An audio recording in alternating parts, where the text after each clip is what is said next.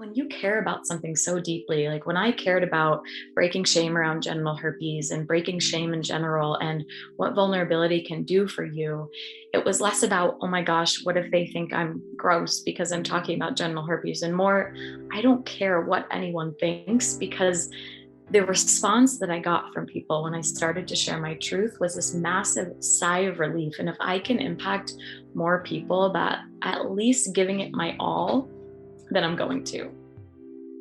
You're listening to the Get a Helmet podcast, currently illuminating the fullness of the human expression. Hi, I'm Caroline Aylward, a filmmaker and yoga and meditation teacher focused on the power of human connection, story, and authenticity. The Get a Helmet podcast started when I was living in my grandfather's spare bedroom with one microphone and an intense passion for storytelling.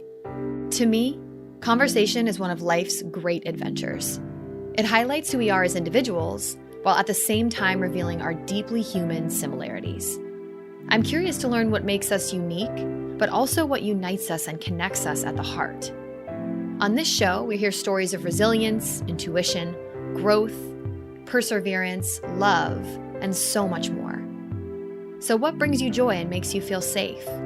What grounds you down and makes you feel good, truly deep down in your bones good? Because life is tough. What's your helmet? Hello, my beauties. Welcome to the Get a Helmet podcast. I am so thrilled to have you here, and I'm really, truly so excited for this episode. I am going to be speaking today with Shoshanna Raven. And Shoshanna is a high-level business mentor for heart-centered leaders and coaches, and she happens to be my mentor. I am so thrilled to be working with her and to have been connected with her on Instagram. She is a shame slayer, being very open with her experience with genital herpes, and is just so incredibly loving and compassionate, and at the same time powerful and filled with wisdom.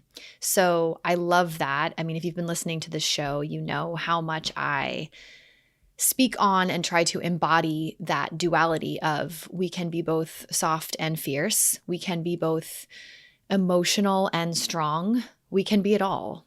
And those common threads I see in Shosh as well. And we just had the most beautiful conversation about her experiences working in finance, living in New York City, to buying a one-way ticket to India and starting this business where she is making a lot of money and she is living her dream, and she's helping empower women to live their dream, to guide them into their highest expression in business. And so I'm just really, really honored and really grateful to have her on the show, and really honored to be working with her. And the timing is so perfect. We recorded this episode after we had our very first session together a few weeks ago. So isn't that just so interesting how the world works? In other news, if you've been following me on Instagram over at @getahelmet_, you've probably been seeing me speak a little bit more openly about my filmmaking and my storytelling and production work. And this is in large part to Shosh and her encouragement. So that is what happens when you invest in yourself and in your business. These people can help you see things that you're not seeing. And I have, such a huge experience and background in production and working as a filmmaker and having this podcast for over 4 years at this point. And so I've been doing this work behind the scenes, creating brand documentaries for female-owned businesses and creating podcasts for people with heart-centered missions. And now I'm kind of speaking about it. I wasn't really speaking about it before. And so I am so pleased and thrilled to be offering those, in addition to my anxiety and empowerment work and to my membership, The Circle, and all of those things. So if there's something that you've been sitting on, if you've been really craving telling your story and sharing your ideas and creatively expressing, I'd love to talk with you. I'd love to speak with you about that. I did open up a few spots for one-on-one creative podcasting sessions with me. So if you're interested in joining, just reach out on Instagram. I'd love to dig in with you. Within these sessions, I'm working with people who have like a seed of an idea for a podcast and are just really looking for someone to show them the ropes. Like, tell me what I need to do. Where do I start? What microphone do I get? How do I get this thing up on Apple Podcasts? Like, what is the deal? Or maybe you're already there and you're looking to really step into your authentic voice and create and tell stories from that perspective and from that place of embodiment and grow and monetize and things like that. So we can kind of hit on exactly where you're at within those sessions. And they're a ton of fun. This work is so much fun. Having an outsider perspective of really me being able to look at your current brand or the brand that you're looking to create and to get to know you from the outside looking in, and then really unearth these pieces of your authenticity so that that can shine through and for you to be creating from that place. So pumped on that, and to be making more brand documentaries, just to really be aligning with those women in the world who are creating art or building a business that is truly changing the world, to elevate the missions of women's businesses and to tell their stories, to show who they are and why they are the way that they are and what they do and all of that deliciousness, to really show and connect deeper with the audience that you currently have, but also call in those clients that are out there right now looking for your services. And I've been talking about this a lot on Instagram lately, of your unique magic and your unique story as a human being, just by being a human on this planet, from the experiences that you've had, from the way that your nervous system is wired, to the capacity of your heart. You and your message and your wisdom is so unique. And there is someone out there right now who is waiting and craving to hear what it is that you have to share. And if all of us, me and myself included, who am I to start a podcast? Who am I to create a brand documentary for my brand or my business? Or who am I to even start that business? Can you imagine if the people that you turn to and the people that you watch and that you listen to, all those podcasts that you listen to, including this one, if they didn't start, if they never said yes, if they let the limiting beliefs get in their way, if they let the fear get in their way? And because guess what? That fear is so there. It is so there, and it will always be there, right? It's just a matter of expanding your container to be able to hold a little bit more of that and to let the embodiment and the power of self be there at the same time. And so if you're listening to this and you're like, yeah, man, I've got these creative ideas, I want you to know that those are sacred.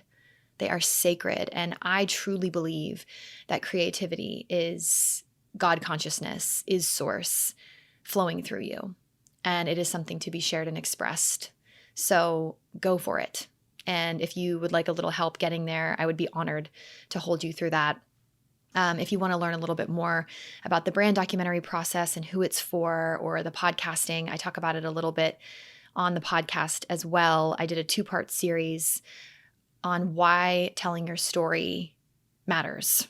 And so you can go back and listen to those episodes. The first one is about your voice is your power and podcasting, and being here right now speaking to you with this microphone on. And the next part is all about elevating your mission with the power of video. And that I dig into the brand documentary process, and more so you embodying you, and the way that when we see you on camera and when we can connect with your energy on that level and see you face to face, we can really feel into who you are, what you offer, and feel elevated just by seeing and witnessing your energy. And so people want to be a part of something. People want to know who you are. They want to know who they are potentially investing with. And so if we can give them that right away and inspire them to say yes, what does that mean for your business? It means so much. It means more investments. It means more yeses. It means more aligned people coming your way, more dream clients showing up.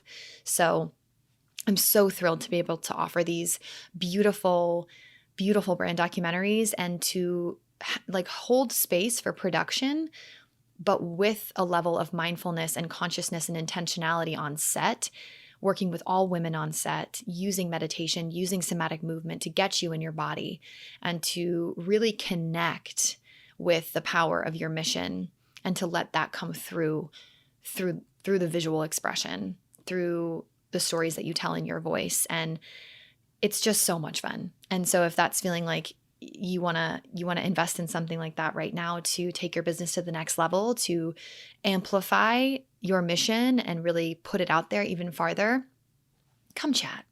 Come drop into the DMs on Instagram, or you can email me at hi@getahelmet.co. It would be such a pleasure. And this conversation with Shoshanna is so heart opening. Sit back, relax, pour that cup of tea, or maybe head out for that walk. I always love listening to podcasts on my walks, and enjoy. And I'll see you on the other side. Listen, I love drinking a little wine, or in my case, mezcal cocktails, kicking back and hanging out with my girls. I love to have a good time. But the reality is, alcohol amplifies anxiety. Alcohol and the nervous system, not the best of friends. This precious and divine nervous system of mine loves and craves a break from alcohol, and I take them frequently. When I discover fun, calming beverages to drink in its place, I get really excited, especially when it has CBD and adaptogenic herbs. My nervous system does a little happy dance. So we're not just talking about pouring some kombucha in a wine glass with some ice, even though that's my jam. We're not just talking about taking some CBD, but this beverage called Recess combines calming hemp CBD and balancing adaptogens to keep you calm, cool, and collected.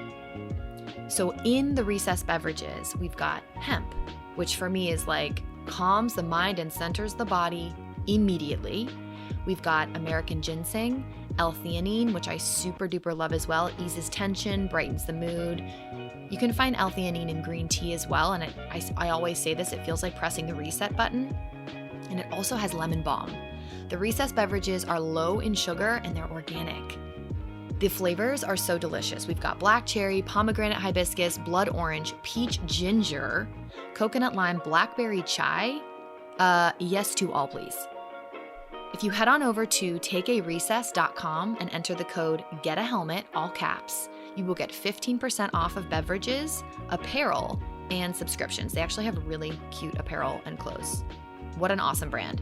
Head on over to their website, takearecess, RECESS.com, and enter the code GETAHELMET, GETAHELMET, for 15% off. And enjoy! The first time I stepped into a therapist's office was during my parents' extremely difficult divorce. It felt forced, and I was super resistant to it. It was awful, and it really jaded my view of therapy. Later in life, when I started having paralyzing panic attacks and anxiety, my boss at work recommended I go see her therapist. At this point, I was desperate, so I set up an appointment. I can't even begin to describe how much therapy helped me at the beginning of my healing journey. I encourage everyone who works with me or who enrolls in one of my programs to do this work in conjunction with a therapist. And let's be real, everything is happening virtually these days, from the comforts of our own homes. Enter BetterHelp. BetterHelp will assess your needs and match you with your own licensed professional therapist. You can start communicating in under 48 hours. It's not a crisis line, it's not self-help, it's professional counseling done securely online that is available for clients worldwide. You can log into your account anytime and send a message to your counselor. You'll get timely and thoughtful responses, and you can schedule weekly video or phone sessions. So you won't ever have to sit in an uncomfortable waiting room as with traditional therapy. It's more affordable than traditional offline counseling, and financial aid is available. The good news is, BetterHelp is offering 10% off your first month using the code GETAHELMET when you go to betterhelp.com/getahelmet. That's BetterHelp, HELP.com/getahelmet using the code GETAHELMET for 10% off your first month. Your mental health deserves to be nourished. Yeah, I'm just going to dig right in. I'm really excited to just have you on here. And I love that we had our first sesh last night and now we're it just all worked out. It just It all does. worked out. Yeah, Perfect. it's so beautiful. I know the work that you're doing is obviously so incredibly powerful because now I'm working with you and I'm clearly drawn to everything that you're doing. But the biggest question that I have is, how do you navigate self-doubt or when things feel really scary, whether Mm, it's in your business or in your personal life? How do you keep moving in those moments? mm. Yeah, beautiful. Okay, we're recording. Yeah. Yeah. Oh, okay. Yeah. I thought we were prepping for the podcast. No, like, let's do this. Cool. Well, I love that you asked this because this has actually been such a massive growth edge for me in my business lately. I think that the hardest part in the beginning is like fear of putting yourself out there, of what will they think? Is this going to work? And all of the self doubt that comes with that. And I think what at that stage really helps you get past the fear of putting yourself out there is a mission that's bigger than you, is something that you care about so deeply that allows you to get out of the way, right? Because it's like that infinite game of what is my legacy here? What is my work in the world? What is this thing that's going to live on beyond me and that's going to impact people so much wider than I can even imagine? And that when you care about something so deeply, like when I cared about breaking shame around genital herpes and breaking shame in general and what vulnerability can do for you, it was less about, oh my gosh, what if they think I'm gross because I'm talking about genital herpes, and more, I don't care what anyone thinks, because the response that I got from people when I started to share my truth was this massive sigh of relief. And if I can impact more people that at least giving it my all, then I'm going to. Right. So I think in the beginning, it was definitely that mission that's bigger than you. And as we move on through business and the self doubt comes up and in life, right? Self doubt, imposter syndrome, I think looking at it as a green light versus a red flag has been something that's super supportive for me.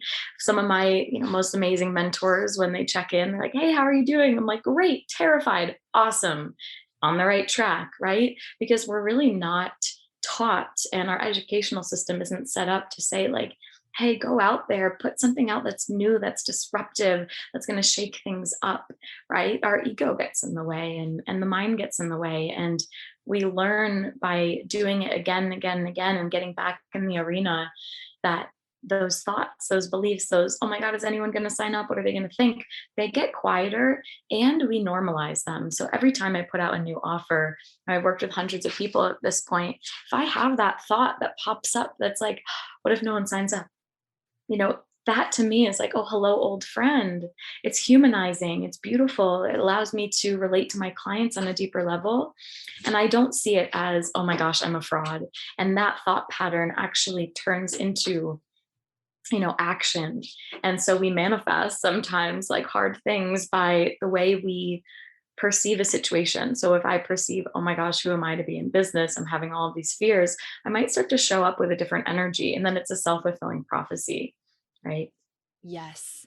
Yeah, and I'm glad that you brought up manifestation because I've read how you kind of talk about it a little bit that I've felt is really the way that I feel about it.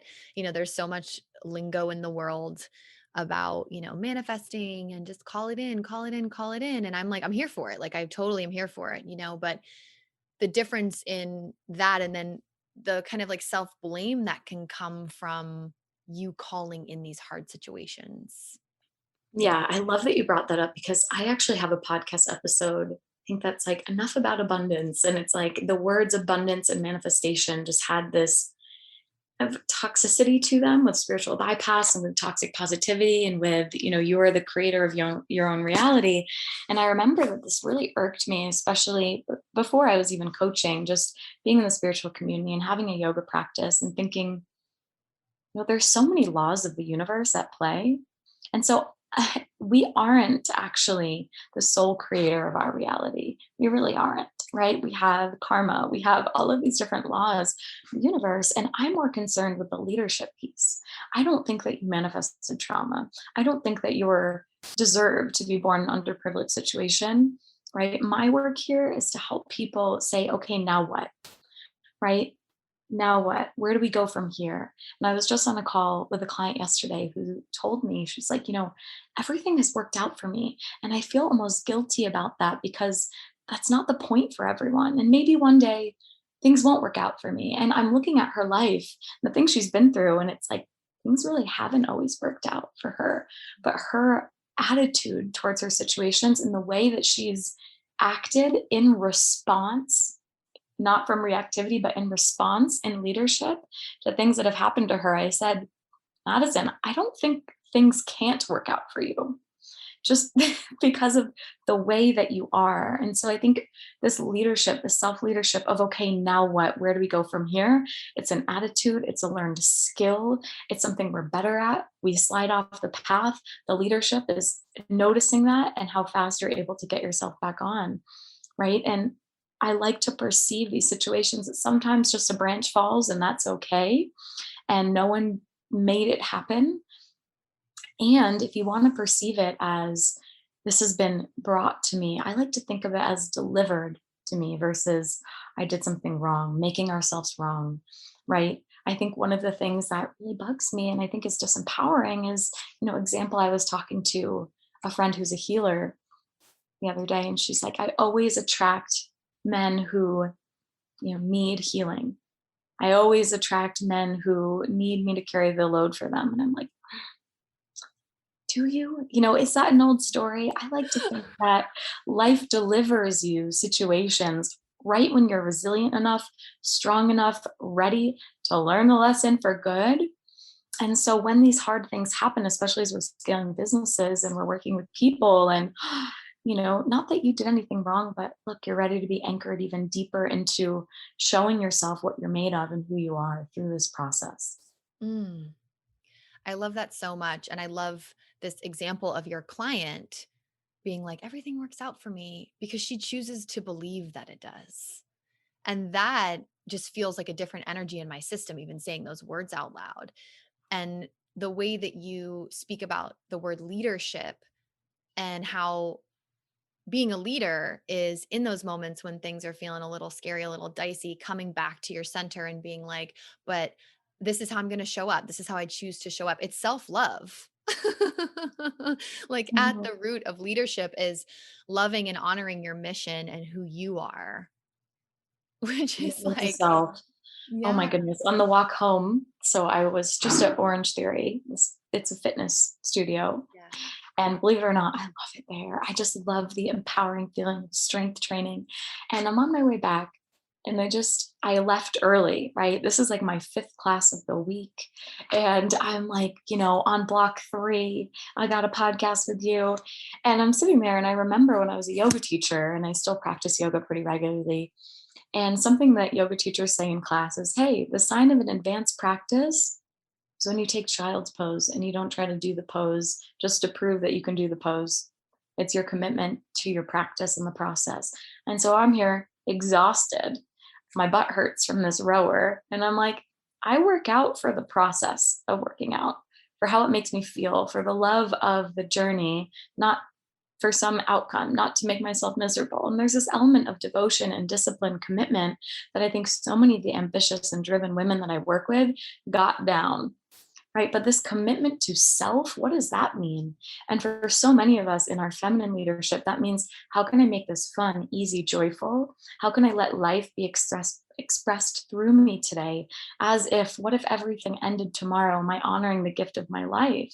Am I honoring self? And that's at the core of leadership. Right. So it's not an excuse to like, I'm just kind of exhausted every day. Right. Because that's a value I have of this long-term game. But even that small moment of, I'm exhausted, I'd rather leisurely stroll home, call my dad, than put myself through this. And it's in those micro moments of commitment to self, commitment to community, commitment to mission, commitment to living in my values versus outcome in this very like finite, kind of measurable world that we live in. Absolutely. And it is so interesting how it's kind of hard work to get there because we're programmed to like kind of do the opposite. And so do you feel like that place that you're describing in those micro moments, that finding that self-honoring, self-loving place and just being like, I could make this feel hard or I could just let it be easy and let it feel good. Do you feel like you were always able to access that place? No, I think that it takes more than talking about it, I think it's an intentional deep dive into self and what does safety within myself look like. As someone who went through over a decade of food body, disorder, and then, looking at relationship or looking at even people do this with their financial milestones, especially in business, right? Noticing where am I outsourcing my safety? What is my idea of safety? Like finding safety within myself because why are you weighing yourself? Why are you checking the bank account? Why are you checking your texts 100 times? Why are you checking your story views 100 times? You're looking for something. You're looking for something in some outcome that you don't have yet. And so to find and cultivate safety within yourself and like exploring relationship with self, that's one of the most important things that I've done. I've hit many rock bottoms where I'm like, oh, I'm not good in myself. Yeah. What does that look like? What does self love look like this round? What does healing look like this round? And sometimes, I went through a hard period about 3 or 4 years ago, right before like the growth spurt that started living brave. And for me at that point, that looked like sobriety. That looked like I started to run and I ran a half marathon. I went across the country. Showed up to all of these festivals and worked there alone and pitched my own tent for the first time and started just exploring my own voice in the podcast and creativity and self expression. And, this time around, I'm going through a phase of, exiting a 3-year partnership and, being kind of on the receiving end of something that I think was like validating some of my worst insecurities and fears and being in a place of wow, what does safety within myself look like? What does self love look like? What does healing look like this time around? Because I'm a different person and we're constantly evolving. And so it's been this really beautiful journey of, even the music I listen to. I'm like, it looks like a lot of Beyonce right now. It looks like going to Hawaii on Sunday. I was so excited. It looks like um, really incorporating and anchoring into these teachings of how fun can I make this? Moving out of the house that I lived in with my partner for 3 years, who I thought I was going to do life with, and with my best friend, like, does this have to be, it can be sad, it can be all the things, but it's been so much fun. Like, we've just had a blast together. And how can I embody my own work and my own teachings? And how can I move with grace and with bravery through this? So I think having a mission that's bigger than you and having living brave through this has really supported me. And how do I find safety within myself? Because especially for someone who's doing work that empowers others, that self embodiment piece, embodiment and safety, and who I know myself to be in the identity work is going to stabilize us in those micro moments and in the big moments that really matter. Yes, absolutely. What do you think you did in your life that kind of prepared you for those moments? Like, what are your helmets, as I like to call them, that like the tools, the trainings, the people that kind of revealed to you that core of safety in your system, safety in your body, safety, you being you, self love? Like, what helped you get there? I love this question. So, of course, it's always, and here's where like deep gratitude comes in and appreciation, not luck, but like gratitude of responsibility for the life that you've lived. I'd say when I quit my 9 to 5 in New York City, was working at a big four consulting firm, KPMG, and took a one-way ticket to India. And that's where I found these spiritual teachings and really almost things that validated questioning that I had within myself. I remember I was traveling with an older Canadian woman, maybe in her 40s. I was maybe 22, 23. And she asked me, like, what are your parents like?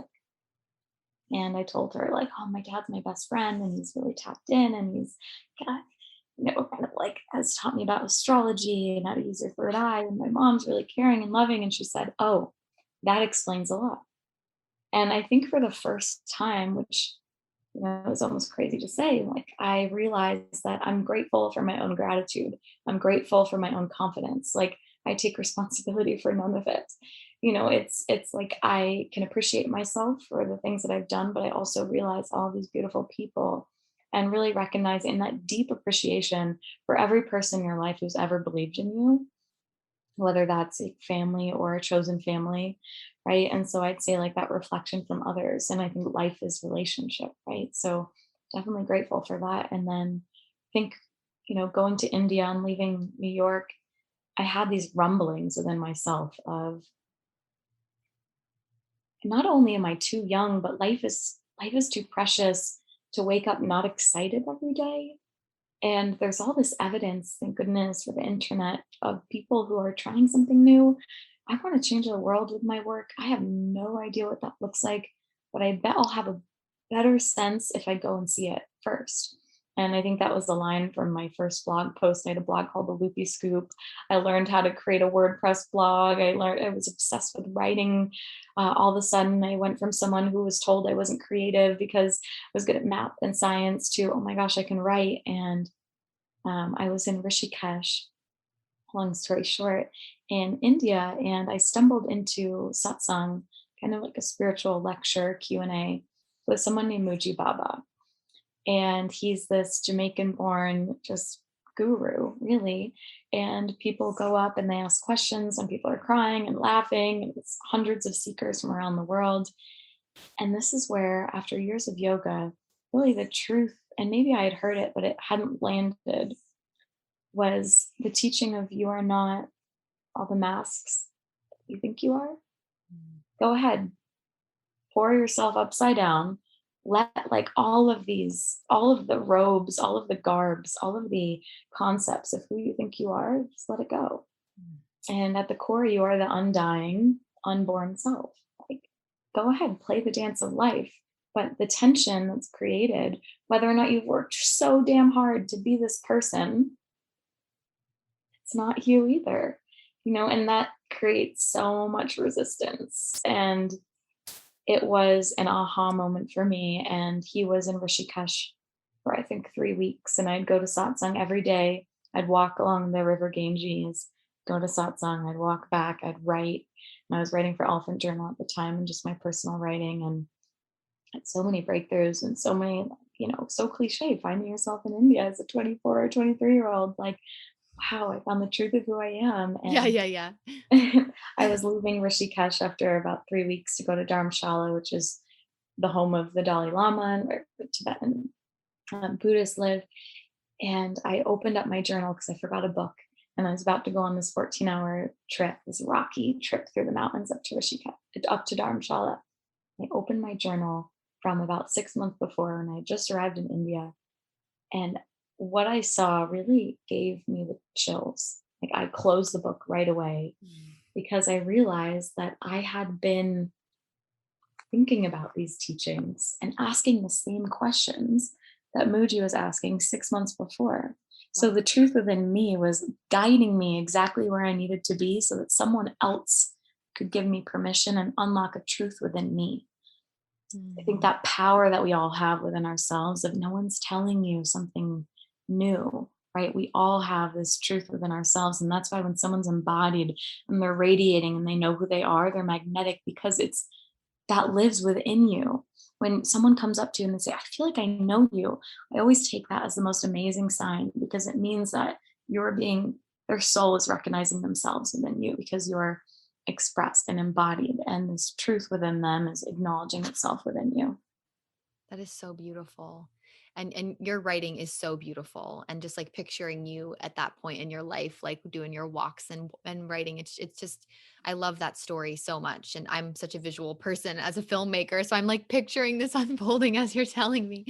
But I love that. And it's interesting to me that that woman that you were traveling with asked about your parents too, because I had the same question because my parents went through a really horrible divorce. I didn't talk to my mom for 10 years.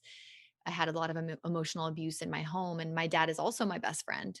And so I always wonder because when I meet people, I'm like, you can clearly tell that like you are open and available to receive messages and spiritual and tapped in and tuned in and supported. And I'm kind of like, what are your parents like? I love that. And, I think that in every family, there's dynamics that are hard, right? And I think I've gotten this message from different psychics or palm readers or whoever it may be. They're like, you're here to help people, but help your family, help your sister. Oh, okay, Damn. cool. Like there is this element of like healing in the family. And Yes. as much as like, yeah, I'm so grateful. There's also been, learning how to be in healthy relationship and not always having that example, whether or not, parents stayed together, like what that actually looks like and how, we adopt some of these things and we get to learn and unlearn and forgive and detach maybe, right? Like caring so much about the parents' happiness and fulfillment. And then I think a lesson for me over the years has been like, I can't fix, I can only be the best I can be and be the best example I can be and be the best listener and the best ear and detach from things needing to go a certain way or me like needing to give some kind of advice or make things happen. And that's definitely been a teaching within, my parents is like just be who you are Mm. and like love people so fully and let them be who they are. And that's so challenging with the people we know best, right? Like can you love them for who they are in this moment versus an idea of who they could be? And that's such an incredible, powerful teaching because, like you were saying earlier, like when you meet somebody who feels like they're radiant and they're magnetic and they're in their body and you feel comfortable in their presence, it's like that person gives you permission to be that way. You see that in yourself, and I think that that's the power of storytelling. That's the power of these conversations. That's the power of opening up and sharing, because anyone listening to this right now is like, "Oh, me too. I can be that way too, and I can have that too, and I'm like that too." And that's how we heal the world. Like that's how I really feel about the power of storytelling. And I love this, like this unfolding of like you working in finance and being in New York City, and then it's like following your intuition, your gut, your what feels good to go to India and do the traveling and do all these things. And that is, I guess, is eventually what led to you starting your own business. And tell us about that process. And like it sounds like you starting Living Brave, the podcast, was a big catalyst for things. So bring us in. Yeah, definitely. Well, I think even looking back on that decision to go to India, it's like there was just a calling. And I think we all sometimes feel that like, I just got to do this. I just put the deposit down. Don't know how this is going to work out. But here we go. Yeah, And I at just the did it with time, you. I literally just feel that way with what we just did. exactly. It's like, let's do it. This is going to happen. I'm committed to this working. I think that that's also a leadership move is like not playing by the rules of your current situation, but just knowing like who do I have to be to make this happen? And that was a beautiful journey. And coming back, I had started writing. So I was always like freelancing on the side. So I'd be like the backpacker who would like find service one day and wake up before everyone else and hash out, a couple articles. And that was really keeping me going. And then that became something greater. I was doing like business and finance and journalism, and that became a bigger role. So I was able to actually move back and create a life for myself, and um, almost felt like I was living a double life.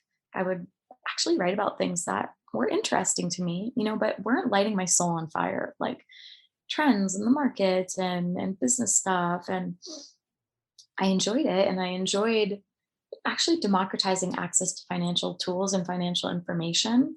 But then I would be in this other world of someone who loved personal growth and development and spirituality and would still write personal essays and was sharing my heart on social media and who was teaching yoga.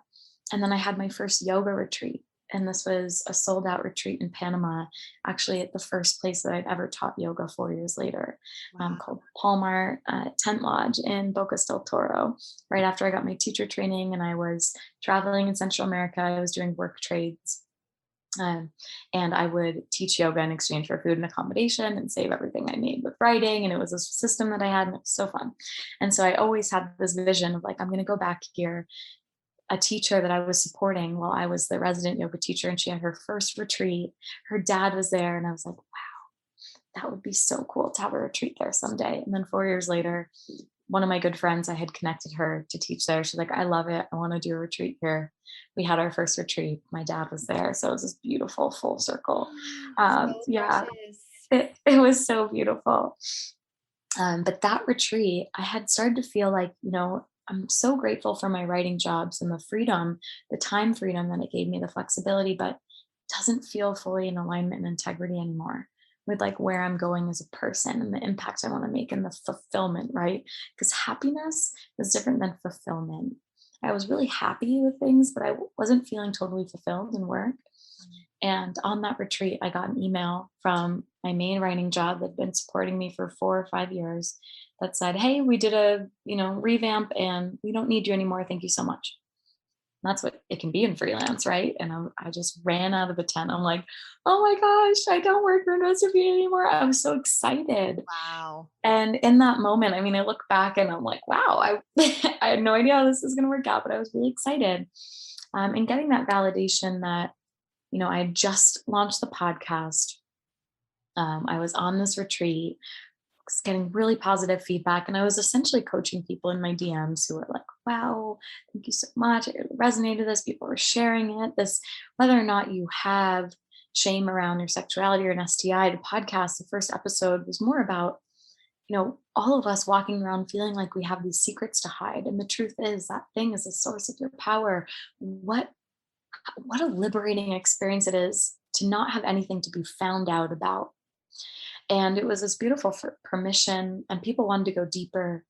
And I was really excited. I had this coaching idea really seated in my head. I think I was hesitant to claim the word coach. I was hesitant to say I was something that I wasn't, starter limbo, that imposter syndrome, that fear of doing something new without permission from the world, which is entrepreneurship. No one's going to give you permission to do something new, to do your own thing.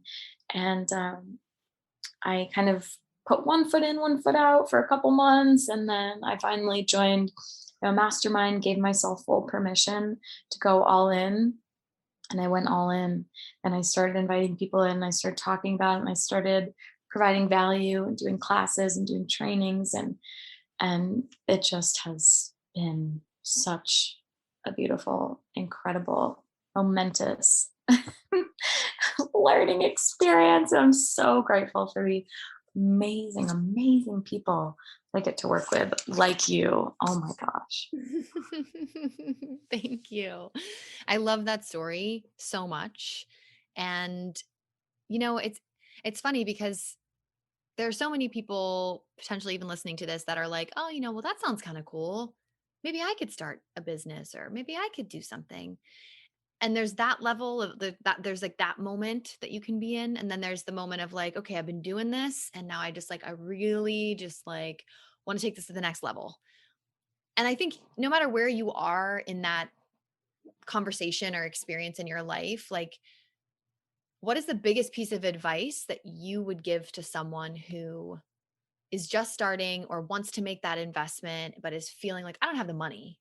I can't do this. Like, what would you say to the I can't do this? Yeah. Sometimes it's that identity work, right? Like, who am I to do this? I think a question is like, who are you not to? Who are you to leave this earth? I mean, everything can end tomorrow, right? Truly.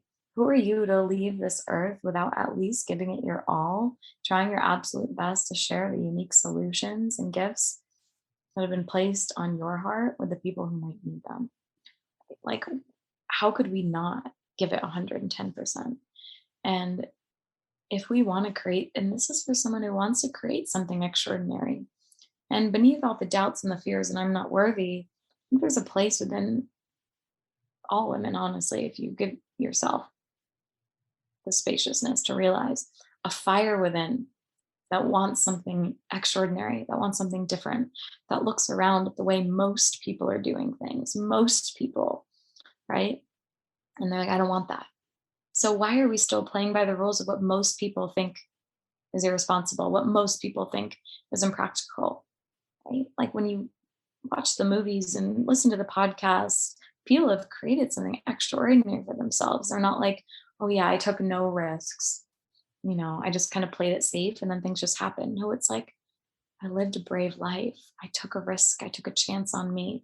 I realized I wasn't a risk. I wasn't a gamble. I was an asset, right? I realized that, you know, the more I expanded my mind to what was possible for me, the more I opened up a pathway for it to come my way. And that's something that has always paid off for me, is like doing the thing that, yeah, maybe that person thinks it's crazy, impractical, um, extraordinary, but I'm aiming for the extraordinary life. I'm aiming for the extraordinary impact.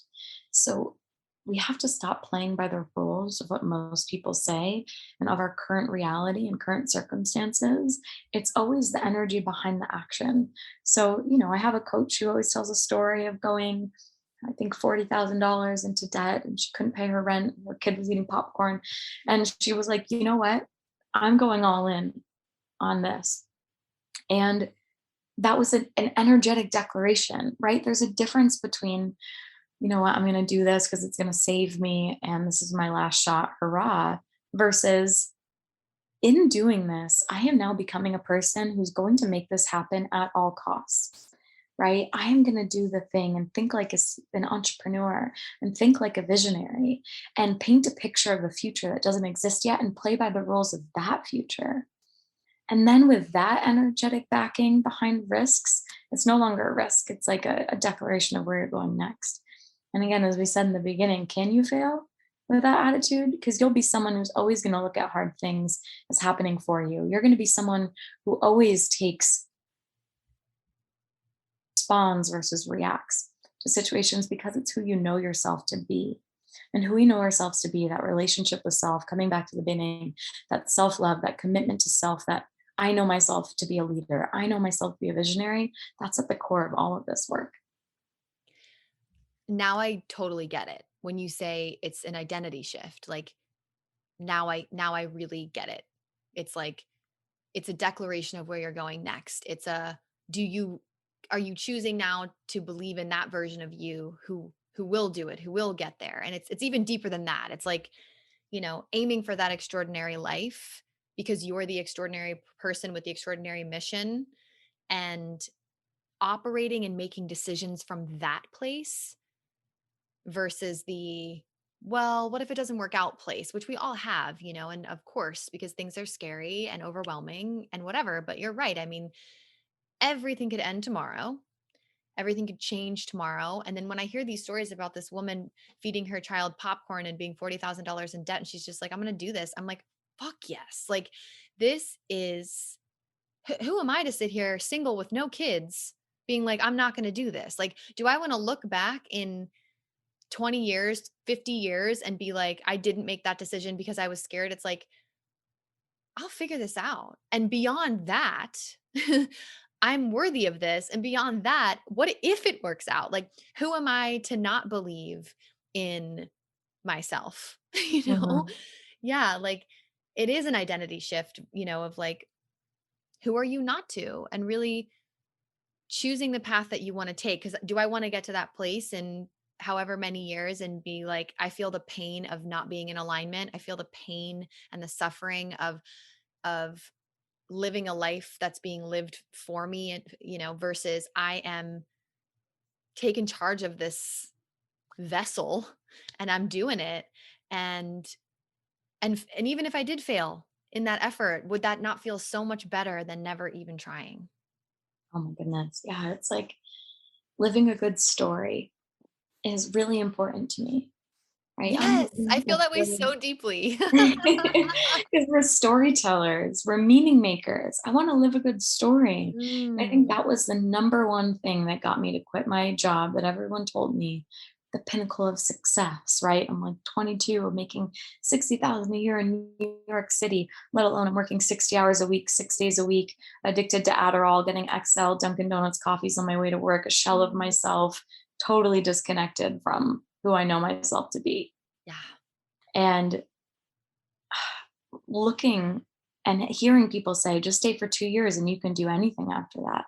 I'm looking at a senior manager who's been there 10 years and I'm like, it's scarier for me to imagine waking up and coming to this office in 10 years than going across the world on a one-way ticket with no idea what the heck I'm going to do with my life, then risk that. What's riskier? Really, what's riskier? And it's this like, oh, getting out, right? Where are we finding safety? What is risk and safety? How do we redefine those things for ourselves? And how do we start to cultivate an attitude of best case scenario thinking? Because in today's world, we are no longer in a survival matrix. Our culture, this is why I had a client tell me, like, I'm making more money than ever, but I feel poorer than ever, right? Right when we started working together. And that's been a huge edge for us because it's like people have what they need, but we're still living in a survival matrix. We're Totally. still outsourcing safety, right? So it's like, where can we realize you have a roof over your head? You're someone who makes things happen. Like, we live in an abundant world despite all of the industries that profit off of us not believing that. How Yeah. can we realize, like, get out of survival, play a game, live a good story, think about best case scenario? Case scenario thinking is such an outsourcing of energy, such an outsourcing of power. What if you put all that energy and you put it back into your creativity and you put it back into yourself as a multidimensional human? You start to think about and get excited about best case scenario. Yeah, that is like speaking to the wound of the women in my community struggling with anxiety. That like, what if it doesn't work out? Future tripping, worst case scenario, it's too good to be true. And I've 100% had to like heal my nervous system on that level, reprogram and find out, what does safety feel like in my body? How can I create safety for me, with me, in me? And that is like some next level shit because like you said, we're constantly like in this fear bubble of like, if you don't do this, live by these rules, achieve this by this age, do this by this time, have this job, do the thing. And I'm just like, that sounds like fucking so painful to me in a lot of ways. And like you being in New York and kind of like seeing into the future and being like, in 10 years, if I'm in this position, I am not going to be well. So how can I change that trajectory for myself? I felt the same way living in Chicago, working at a really cool production company, really great people. But I'm like, I'm going to be a producer. And then I'm like, but I'm looking at the producers, not no offense to them, they're wonderful people, but I'm like, that's not what I want. Mm, And this is what I'm here working the front desk to get to. Do I even want that? yeah. No. Oh, I love that so much. And I don't this want that. this is such a beautiful reflection that I received from a new client yesterday. And she was like, no, this is the first time that I'm joining a program that I am not looking to it to give me confidence or to fix me. I feel whole, right? And this feeling of, I've been in other business coaching programs and I've done this too, right? Where someone has created something and the marketing, it just feels like, oh, I want that, without actually looking at the way those leaders and those business coaches or those people, whatever it is, right? How they're actually living their life. And her reflection was, it was a huge like aha for her in those programs to look at the way those people live their lives and what their lives looked like and like, wait, I don't want that. Right. And so it's like sometimes we just want the outcome, right? We want the outcome, but we're not, and we're just outsourcing our power to these people. We're like, hey, let me fix you. Let me teach you how to create this thing too, without actually looking at like, what does that person's life look like? Like, what is their value system? How are they moving through the world? Is that something that feels resonant with me? Yeah. So that was just something I was really celebrating yesterday because it's just such an empowered place to be. Such an empowered place to be, such a revolutionary, radical place to be. And to really, be in that place and get to decide like, is this a life that I want? Because you are a sovereign being and you get to choose that, and it sounds so simple, but it gets so convoluted living in this world. And Mm, so when you come back to that, and if you can make every decision off of like, does this feel good to me? Do I want this? Because sometimes we're so bogged down by all of this stuff, these layers of like programming and experience and whatever, that we can't even hear if this is in alignment for ourselves or not, because there's so much stuff on top of it. And I think that's the like going to India, the doing the yoga, the thing. It starts to chip away at all of those layers. And I feel the exact same way. Like my yoga teacher training changed my life. And Mm. I wish I could do it 7,000 times over. I was like, I'm going to live at Kripalu. I love it here. I'm never leaving. This is what I want for my life. Like I've never felt better in my life. And those teachings infuse themselves into the way that I speak to this day, you know? So following that, and I quit my job to get my yoga teacher training, and I left and I had zero plan. And I'm like, I don't even know, I'm going to move in with my grandpa again, and just like did it. And um, it's living a good story. I love that you said that. I feel like I need to get that like tattooed on my body or something. What a good story. Oh, it's so beautiful. Like going through the hard times too, like giving yourself grace, but feeling the depth of your emotions. And one of my teachers, Jordan Smiley, I just did a podcast with him and I really just listened to it. ah, So and good. such a I'm so glad. Like one of the themes and the way that I feel safe moving through the world is like intimacy with life, like depth of emotion. And I feel like that's living a good story, whether or not you're going to India. Like, what Yeah. does it look like to go outside and have an intimate experience with the world? Yeah. Like have an intimate conversation, like this ability to lean into our emotional body. And as I go through this like really, time of transition in my life where I'm like, a month ago, exactly a month ago, I cried for 8 hours straight, like full body surrender. And I've also laughed so hard that I cried. And I've also, I've just been in this full experience of emotion. I think in the past that might be like, I'm going crazy, right? I'm going through an emotional roller coaster. Things Right. have been wild. It's weird. Like, actually, this is like the best thing. I feel like I'm living. Like, I feel so alive. I feel so open and this like backstage pass to my emotions. I'm like, got the VIP pass. We are we are in it. And I love it. And I wouldn't have it any other way. And to me, it's like sometimes it's not that far out, big travel adventure. It's just like Right. how much can I be like embodied in and present and grateful and appreciative to not just the beauty around me, but like the depth that is created through contrast. I know. And this is something we talked about briefly before of like you sharing that you feel so grateful to have that level of access to your emotions. And I was like, oh, like I journaled about that. I was like, what a beautiful reframe as a very emotional person, and I'm also happy that you brought up it doesn't have to be going to India to do these things. Like you can just take a walk in your neighborhood, but just like look at the trees differently. And like, are you pausing to like see the like squirrel on the sidewalk? Like those little moments.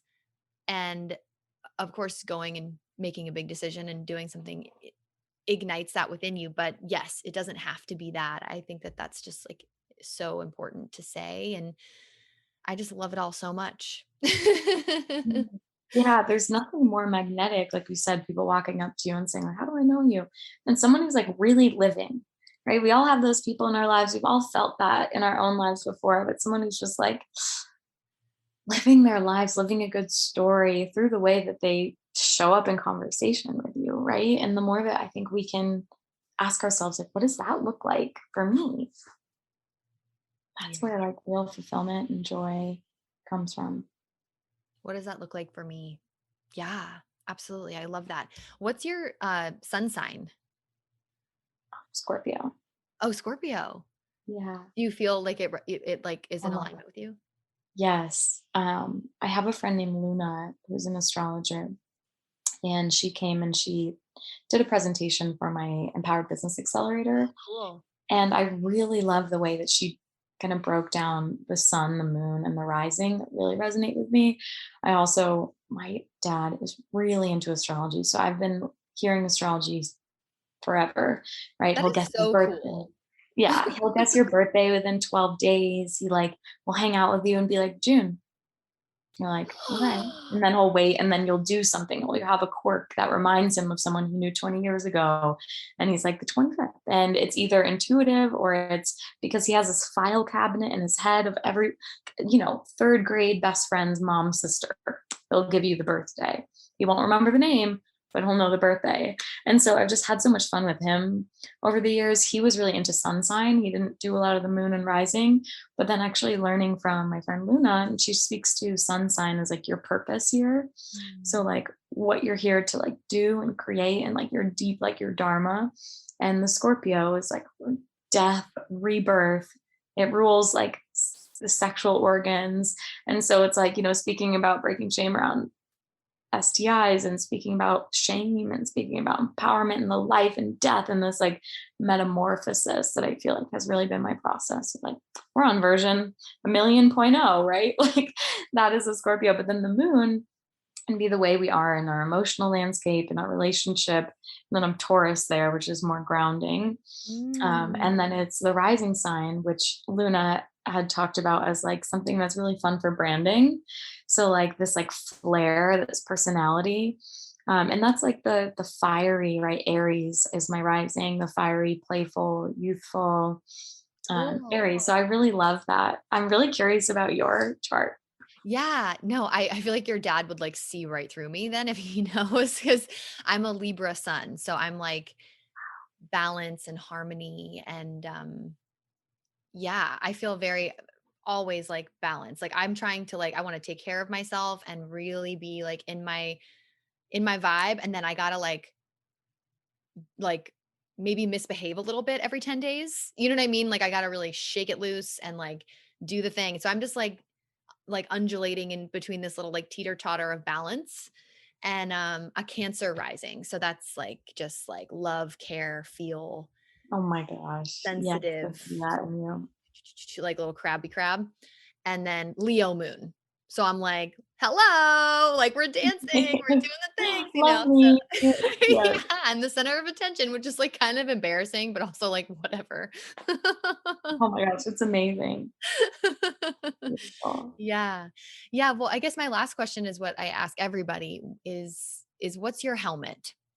So, what is the thing that you turn to that you like feel like you put on that you're like anchoring up, anchoring down and getting ready for to handle something really difficult? What do you turn to? Mm. What makes you feel really good? So just like overall concept, I would say what we were speaking to before about this commitment to or devotion to a way of life of like bravery has been an anchor for me. Like what does it look like to move through this with bravery? What does it look like to move through this with grace? And that has really, really supported me in terms of an anchor love and relationships, and just trusting like the people who are meant to be in your life, they'll come in and support you and intentionally finding community. I've loved cultivating community. That's one of my favorite things. And, my programs and like, I know now a lot of people do come in for the community, but it is fun whenever someone comes in for like, okay, the strategy and like for, the mindset and leadership work, which is amazing. And then they leave and they're like, oh, the relationships that I've cultivated, like the network that I've cultivated, the support system, that feeling of, there's energetically having space held for me and then holding space for others. Like, the best way to help yourself get something that you want is to help someone else get that thing, right? Like, are we looking for peace? Have a conversation with someone who needs you to support them in getting peace of mind, right? And like being of service to others. I'd say actually through times of transition, people are like, oh my God, my clients have been like, I'm amazed, like seeing you show up and like, how are you doing this? And I think it's different for everybody. Yeah. And sometimes you need space, right? But really, I've been able to conceptualize my business and my work with my clients as a really life giving thing. Mm. So it's like my work really anchors me in times of challenge, like my creative work, my work with my clients, like I feel most myself, like most fulfilled and empowered like when I'm after, you know, following up from a really powerful client session and then also getting that support for myself. So I think being in that giving and receiving and getting out of the silo of whatever you're experiencing is really important. Absolutely.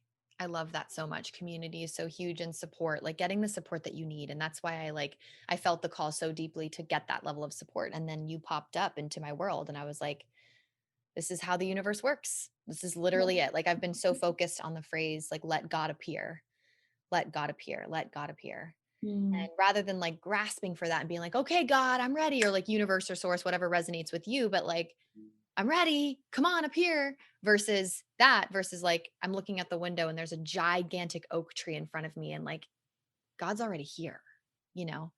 And that is like the lens shift of how do you want to look at life? And that's like the intimacy piece of walking outside and looking at life that way. And it just kind of hit me recently where I'm like, oh, God's already here. Like, cool. yes, I love that. I'm more like, instead of I'm ready for it, it's like it's happening Yeah. already. So beautiful. Thank you for sharing. Yeah. Well, thank you so much for this conversation. I feel like we could talk for literal hours, and I'm really excited to like And dig we will. more. Yeah, we will.